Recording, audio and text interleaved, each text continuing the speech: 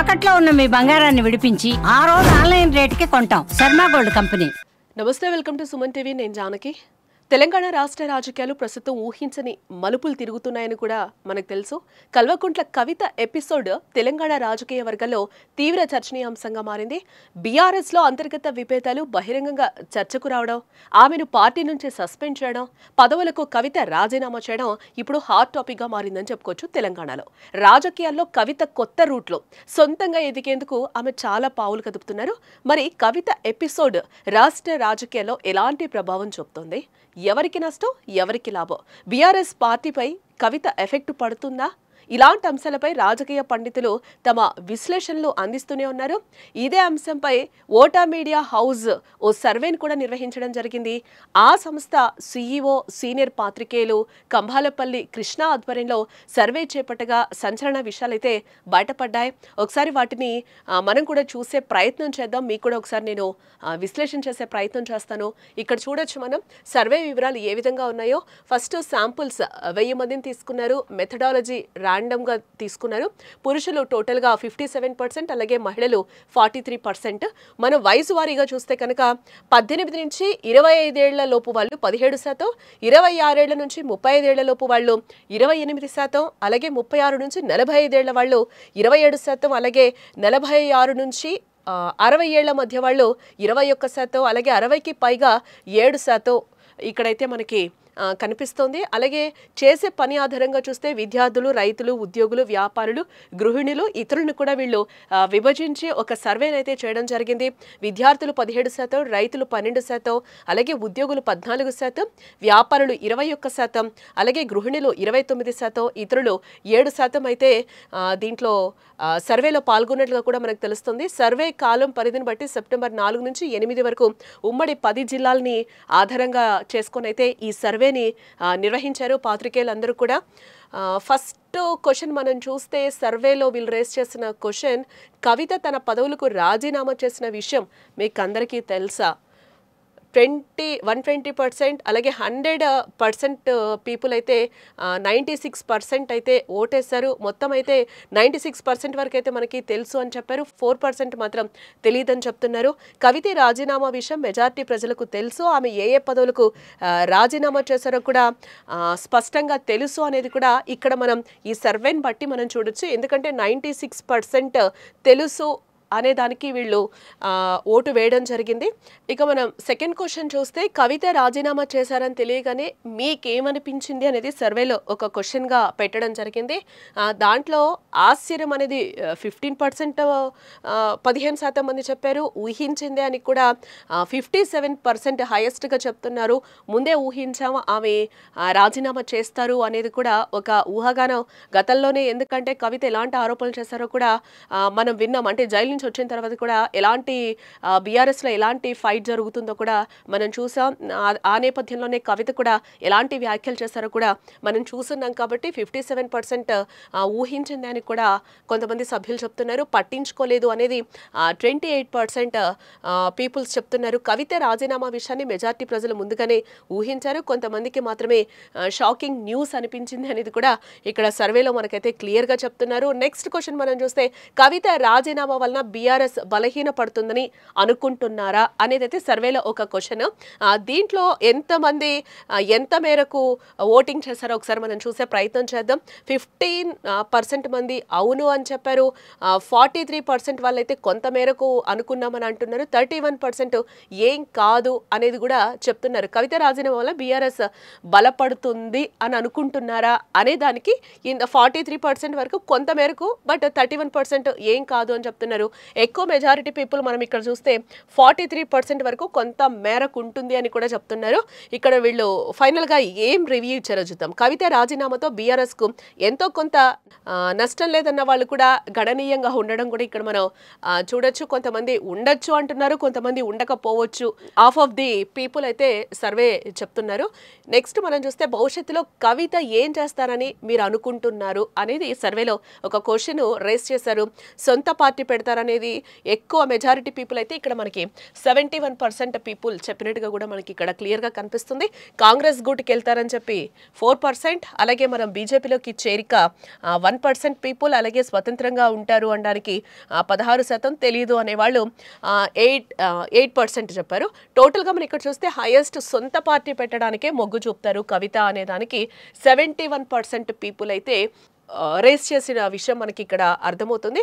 71% people అయితే vote వేస్తారు, కవిత సొంతంగా పార్టీ పెడతారు ఖచ్చితంగా అనే దానికి ఎక్కువ ఇక్కడ మొగ్గు చూపారని చెప్పొచ్చు. కవిత సొంత పార్టీ పెడతారనేది మెజార్టీ ప్రజల అభిప్రాయం. పార్టీ పెట్టక మరో పార్టీలో విలీనం చేయొద్దని కూడా చాలా మంది ఇక్కడ చెప్తున్నారు. ఎందుకంటే ఈ మధ్య కాలంలో కొన్ని పార్టీలు చూస్తున్నాం. ఏపీలో షర్మిల ఇక్కడికి వచ్చి పెట్టిన తర్వాత కూడా ఆమె పార్టీని విలీనం చేసిన గతం తాలూకా అందరికీ కూడా గుర్తుకొస్తూ ఉంటుంది. సో దానివల్ల కూడా పెట్టినా కూడా విలీనం చెయ్యొద్దు అనేది కూడా కొంతమంది మెజారిటీ పీపుల్ కూడా ఆమెకు ఒక సూచనగా కూడా చెప్తున్నారు ఇక్కడ. నెక్స్ట్ మనం చూస్తే నెక్స్ట్ సర్వేలో నెక్స్ట్ క్వశ్చన్, కవిత సొంత పార్టీ పెడితే మీరు మద్దతు ఇస్తారా?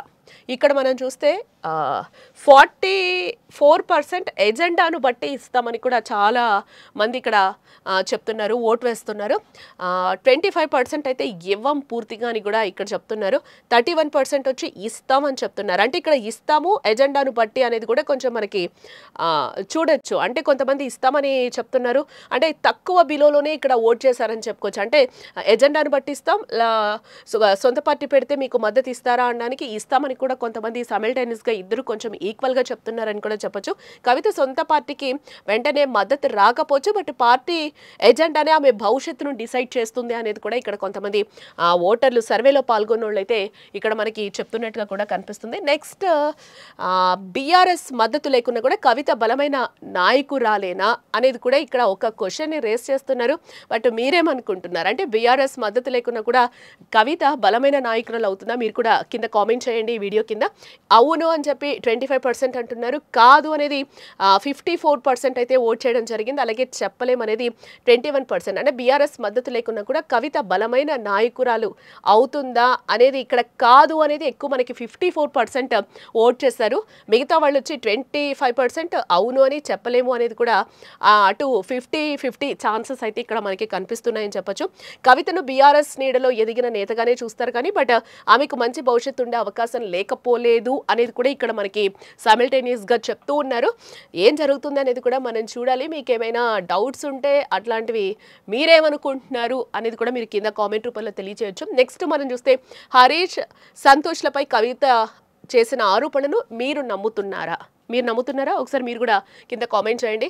44% అవును నమ్ముతున్నాం అనేది అయితే చాలా వరకు ఓటింగ్ పర్సెంట్ అయితే మనకి ఇక్కడ ఎక్కువగా ఉందని చెప్పొచ్చు. ఈ సర్వేలో కాదు అని 15% అంటున్నారు, 27% కొంతమేరకు ఉండొచ్చు అనేది కూడా చెప్తున్నారు, తెలియదు అనేది అయితే 14% పీపుల్ అయితే ఇక్కడ చెప్తున్నారు. మొత్తంగా హరీష్ సంతోష్లపై కవిత చేసిన ఆరోపణలు మీరు నమ్ముతున్నారా? 44% వరకు ఇక్కడ పీపుల్ ఏం చెప్తున్నారంటే మెజారిటీ ఆఫ్ ద పీపుల్ ఈ సర్వేలో నమ్ముతున్నాం ఖచ్చితంగా అనేది కూడా చెప్తున్నారు. కవిత ఆరోపణలు ప్రజలను బలంగా ప్రభావితం చేస్తున్నాయి, ఇంటి గుట్టును బయటపడేసిందని కూడా చాలా మంది అనుకుంటున్నారు అనేది కూడా సర్వేలో తేలింది. మీరేమనుకుంటున్నారు కూడా కింద ఒకసారి కామెంట్ చేయండి. నెక్స్ట్ మనం చూస్తే 8 కవిత రాజీనామాకు కారణం ఎవరని అనుకుంటున్నారు? ఇక్కడ మనం పోల్ చూస్తే ఏ విధంగా ఉంది? కేసీఆర్కి అయితే 0% ఓటు వేశారు, కేటీఆర్ని 6%గా డిసైడ్ చేసింది ఓటింగ్. అలాగే హరీష్ 27%గా ఓటింగ్ వచ్చింది, సంతోష్ 8%, రేవంత్ రెడ్డి కూడా ఇక్కడ ఇంక్లూడ్ అయ్యి ఉన్నారు 19%. అలాగే ఇంటి గొడవలే 34% అయితే ఆమెని రాజీనామాకు కారణమని కూడా అంటున్నారు. బీజేపీ ఒత్తిడి 6% వల్ల ఆమె రాజీనామా చేశారు పదవికి అనేది కూడా ఇక్కడ ఎక్కువగా మనకి కనిపిస్తుంది. ఇక్కడ మనకి 1 2 3 4 5 6 7 టోటల్గా 7 కేటగిరీస్గా చేశారు. కేసీఆర్, కేటీఆర్, హరీష్, సంతోష్, రేవంత్ రెడ్డి, ఇంటి గొడవలు, బీజేపీ ఒత్తిడి. దీంట్లో ఎక్కువగా మనం చూస్తే ఇంటి గొడవలు ఎక్కువగా కూడా ఆమెని ప్రభావితం చేశారని చెప్పుకోవచ్చు. ఎందుకంటే 35% ఓటింగ్ చేశారు. అలాగే హరీష్ రావు వల్ల కూడా 27% ఓటింగ్ వచ్చింది. అంటే ఆయన వల్ల కూడా పదవికి కవిత రాజీనామాకు కారణము పీపుల్ హరీష్ అనేది కూడా ఇక్కడ ఓటింగ్లో మనకి కనిపిస్తుంది. అలాగే ఇంటి గొడవలకు కూడా ఎక్కువగా ఓటింగ్ వేశారు 34%. కవిత రాజీనామాకి ఇంటి గొడవలే ప్రధాన కారణం అంటున్నారు. హరీష్ రేవంత్ల ప్రభావం కూడా ఇక్కడ బాగానే కనిపిస్తున్నట్లుగా కూడా మనకి క్లియర్గా కనిపిస్తుంది. ఎందుకంటే ఇంటి గొడవలు 34% అయితే మనకి రేవంత్ రెడ్డి గారిది 19%, అలాగే మన హరీష్ రావు గారిది చూస్తే 27% కనిపిస్తున్న నేపథ్యంలో వీళ్ళ ప్రభావం కూడా కొంచెం బాగానే కనిపించిందని కూడా మనము ఈ సర్వేని బట్టి మనం చూడొచ్చు. నెక్స్ట్ కవిత రాజీనామా వలన తెలంగాణలో ఏ పార్టీ కలిసి వస్తుంది అనేది కూడా ఒక క్వశ్చన్ అయితే ఈ సర్వేలో పెట్టడం జరిగింది. దానికి ఓటింగ్ ఏ విధంగా జరిగిందో చూద్దాం. కవిత రాజీనామా వల్ల తెలంగాణలో ఏ పార్టీకి కలిసి వస్తుంది అనేది మనం చూస్తే 76% కాంగ్రెస్కి కలిసి వస్తుంది అనేది ఇక్కడైతే ఓటింగ్ ఎక్కువ శాతం ఇక్కడ చేశారు. అలాగే మనం చూస్తే బీజేపీకి 18%, తర్వాత బీఆర్ఎస్కి 4%, ఇతరులు ఏదైనా పార్టీలు ఉంటే కనుక వాళ్ళకి 2% కలిసి వచ్చే అవకాశాలు కనిపిస్తున్నాయి అనేది కూడా ఇక్కడ చెప్తున్నారు. కవిత రాజీనామా కాంగ్రెస్కి ఎక్కువగా కలిసి వస్తుంది అనేది కూడా మనం ఇక్కడ క్లియర్గా మనకి ఇక్కడ కనిపిస్తుంది. ఎందుకంటే 76%, 80% కూడా మనకి కాంగ్రెస్కి కలిసి వచ్చేలాగా ఇక్కడ ఓటింగ్ చేశారు కాబట్టి మెయిన్గా ఇక్కడ కాంగ్రెస్కి కలిసి వస్తుంది అని చెప్తున్నారు. బీఆర్ఎస్కు భారీ డ్యామేజ్ తప్పేలా లేదనేది కూడా కొంతమంది ఈ సర్వేలో అయితే వాళ్ళ అభిప్రాయాలను అయితే చెప్తున్న పరిస్థితులు అయితే ఇక్కడ మనకి కనిపిస్తున్నాయి. టోటల్గా కాంగ్రెస్ ఎక్కువగా లాభపడే అవకాశాలు ఉన్నాయనేది కూడా ఈ సర్వేలో మనకు కనిపిస్తుంది. సో మీరు కూడా ఏమనుకుంటున్నారో ఒకసారి ఈ వీడియో కింద కామెంట్ చేయండి. ఏ పార్టీకి బలం చేకూరుతుంది, ఏ పార్టీ ఎక్కువగా ప్రభావితం అవుతుంది అనేది కూడా ఒకసారి మీరు కామెంట్లో తెలియచేయండి.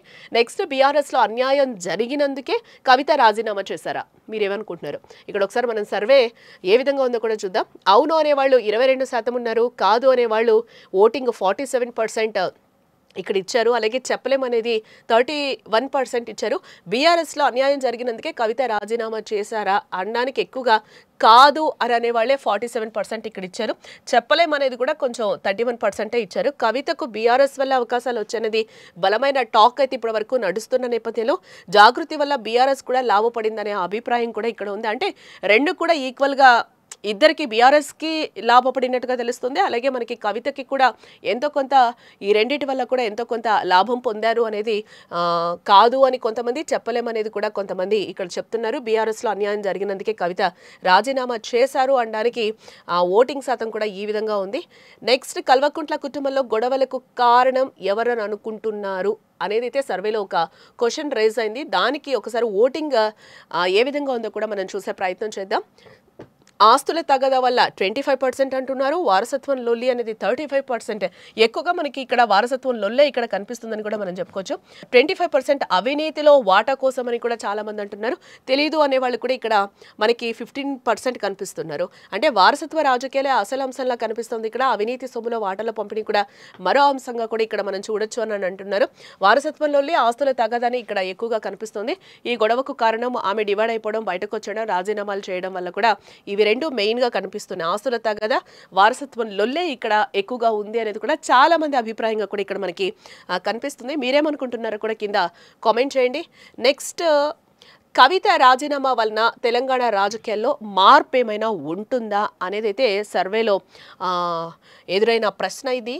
అయితే ఉండొచ్చు అనేవాళ్ళైతే 40% ఇచ్చారు. అలాగే ఉండదు అనేవాళ్ళైతే 20%, అలాగే చెప్పలేము అనేవాళ్ళైతే 40% ఓటింగ్ అయితే చేయడం జరిగింది. కవిత రాజీనామా ప్రభావం ఎంతో కొంతమేర ఉంటుందని కూడా అనిపిస్తుంది. హరీష్ సంతోష్ స్పందనను బట్టి మరింత క్లారిటీ వస్తుంది అనేది కూడా, దాన్ని బట్టి కూడా ఏంటి ఏ విషయాలు ప్రభావితం అవుతాయి అనేది కూడా తెలుస్తుంది అనేది కూడా కొంతమంది ఓటింగ్ శాతాన్ని బట్టి మనం ఇక్కడ చెప్పొచ్చు. కవిత రాజీనామా వలన తెలంగాణ రాజకీయాల్లో మార్పు ఉంటుందా అనేది కూడా అంటే 40% ఇక్కడ కనిపిస్తుంది. చెప్పలేము అని కూడా అంటున్నారు. అది కూడా హరీష్ అలాగే సంతోష్ వాళ్ళు రియాక్షన్స్ని బట్టే కూడా అది ఏ విధంగా ఉంటుంది అనేది కూడా ఇక్కడ క్లియర్గా చెప్తున్నారు. కాబట్టి చూడాలి, అంటే మార్పు ఉంటుందా ఉండదా రాజకీయాల్లో, అంటే నెక్స్ట్ పరిణామాలు ఏ విధంగా ఉంటాయి, వాళ్ళిద్దరూ రియాక్ట్ అయితే అనేది అయితే ఇక్కడ బీసీ రిజర్వేషన్ల గురించి కవిత మాట్లాడడంపై మీ అభిప్రాయం ఏంటి అనేది కూడా ఒక క్వశ్చన్ రైజ్ అయింది. దాంట్లో 41% పీపుల్ రాజకీయాల లబ్ధి కోసమే అంటున్నారు. బీసీల పైన ప్రేమ అనడానికి 8% పీపుల్ మాత్రమే ఇక్కడ ఓటింగ్ చేయడం జరిగింది. 27% పీపుల్ వచ్చి బీసీ ప్లస్ రాజకీయం రెండు కలిసి చేస్తున్నారు అనే దానికి 27%, అలాగే తెలియదు అనే వాళ్ళు కూడా 24% ఓటింగ్ అయితే ఇక్కడ చేయడం జరిగింది. బీసీల గురించి కవిత మాట్లాడటాన్ని పెద్దగా ఎవరు ఇక్కడ నమ్మడం లేదు అనేది కూడా ఎక్కువ మంది ఇక్కడ చెప్తున్న పరిస్థితి కనిపిస్తుంది. తన సొంత రాజకీయం కోసమే ఇదంతా అని కూడా చాలా మంది అనుకుంటున్న వాళ్ళు కూడా ఇక్కడ లేకపోలేదు. ఇదంతా రాజకీయ లబ్ధి కోసమే చేశారు కవిత, బీసీల కోసం ఫైట్ ఏం చెయ్యలేదు లాభం పొందడానికి అని కూడా ఇక్కడ చాలా మంది ఓటింగ్ చేసిన పరిస్థితి కనిపిస్తుంది. నెక్స్ట్ బీసీ ఎజెండా ఎత్తుకోవడం ద్వారా కవిత ఇమేజ్లో మార్పు ఉంటుందా అనే దానికి ఇక్కడ ఎవరెవరు ఏ విధంగా ఓటింగ్ చేశారనేది కూడా ఒకసారి మనం చూస్తాం. ఉంటుంది అనే దానికి ఒక 20%, ఉండదు అనడానికి ఒక 40%, అలాగే కొంతమేరకు ఉండొచ్చు అనేది 25%, అలాగే మరింత బద్నాం అవుతుంది అనేది 15% ఇచ్చారు. బీసీ ఎజెండా ఆమె ఇమేజ్లో పెద్దగా మార్పు తెచ్చేలా లేదు అని కూడా ఇక్కడ చాలా మంది అంటున్నారు. లిక్కర్ కేసుతో పాటు బీసీ విషయంలో కూడా బద్నాం అయ్యే ఛాన్స్లే ఇక్కడ ఎక్కువగా కనిపిస్తున్నాయనేది కూడా ఇక్కడ ఎక్కువగా మనకి 40% ఓటింగ్తో అయితే ఇక్కడ కొంతమంది ప్రజలు చెప్పినట్లుగా కూడా మనకి కనిపిస్తుంది. లిక్కర్ స్కామ్లో కవిత పాత్ర ఉందని అనుకుంటున్నారా అన్న క్వశ్చన్కి ఈ సర్వేలో ఎలాంటి విషయాలు ఒకసారి ఎవరెవరు ఏ విధంగా ఇచ్చారనేది కూడా మనం చూద్దాం. 24% మాత్రం పాత్ర ఉంది అనేది చెప్తున్నారు. కొంతమేరకు ఉండొచ్చు అనేది వచ్చి ఎక్కువ మనకి 48% పీపుల్ అయితే ఇక్కడ సర్వే చేయడం జరిగింది. అలాగే 8% ఓటింగ్ వచ్చి అమాయకురాలు అని కూడా కొంతమంది చెప్తున్నారు. అలాగే మనం చూస్తే 20% పీపుల్ అయితే అసలు తెలియకపోవచ్చు అనేది కూడా వాళ్ళు చెప్తున్న సిచ్యువేషన్ కనిపిస్తుంది. టోటల్గా లిక్కర్ స్కామ్లో కవిత పాత్ర ఉందని అనుకుంటున్నారని కొంతమేరకు ఉండొచ్చు అనేది ఎక్కువ మనకి ఇక్కడ 48% పీపుల్ అయితే చెప్తున్నట్లుగా మనకి ఇక్కడ కనిపిస్తుంది. లిక్కర్ కేసులో కవిత ఉండొచ్చు అనేదే ఎక్కువ మంది అభిప్రాయంగా కూడా ఇక్కడ మనకి, ఎందుకంటే సర్వేలో కూడా అవే చెప్తున్నాయి కాబట్టి అవే కనిపిస్తున్నాయి. ఆమె అభిమానులు మాత్రం కొంతమేర వెనకేసుకొని వస్తున్నారు. ఎందుకంటే అమాయకురాలు అని కొంతమంది, తెలీదు అని 20% పీపుల్ ఇక్కడ సర్వేలో చెప్తున్న సిచ్యువేషన్స్ అయితే మనకి కనిపిస్తున్నాయి. ఇక్కడ టోటల్గా మనం చూడొచ్చు, అంటే 15 క్వశ్చన్లు అయితే ఒక సర్వే అయితే పెట్టారు. ఏం జరుగుతుంది బీఆర్ఎస్ పార్టీలో కవిత రాజీనామా చేసిన తర్వాత బయటకు వచ్చేసిన తర్వాత ఎలాంటి మార్పులు చోటు చేసుకునే అవకాశం ఉంది, రాజకీయాల్లో ఎలాంటి మార్పులైనా వస్తాయా అనేది కూడా ఈ విధంగా ఒక సర్వేని ఇస్తే కనుక దాంట్లో కొన్ని క్వశ్చన్స్ అయితే దాంట్లో రేస్ చేశారు. వాటికి ఆన్సర్స్ కూడా దొరికినట్లుగా ఈ సర్వేలో తేలుతుంది. బట్ ఇక్కడ ఎవరి మీద అయితే ఆరోపణలు చేశారో వాళ్ళు స్పందిస్తేనే మిగిలిన వాటికి కూడా ఆన్సర్స్ దొరుకుతుంది అనేది కూడా మెజారిటీ పీపుల్ కూడా ఇక్కడ చెప్తున్నారు. ఇవి సర్వేలో తెలియని విషయాలుగా మనం చూడాలి. మరి ముందు ముందు ఏం జరుగుతుందో కూడా చూడాలి. ఈ విభేదాలు తాత్కాలికమా లేదా శాశ్వతమా అన్నది కూడా భవిష్యత్తులో తేలిన ప్రస్తుత పరిణామాలు మాత్రం కవిత రాజకీయ భవిష్యత్తుపై తీవ్ర ప్రభావం చూపేలా ఇక్కడ కనిపిస్తున్నాయని చెప్పుకోవచ్చు. మరి ఈ అభిప్రాయాన్ని కామెంట్ రూపంలో కూడా మీరు తెలియజేయొచ్చు. Stay tuned to Suman TV.